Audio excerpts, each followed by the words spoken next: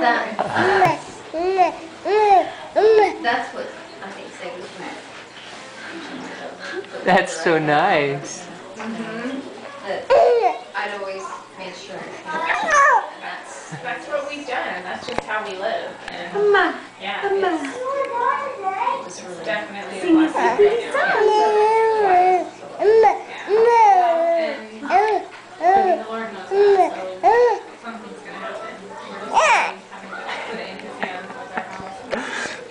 Maybe too much.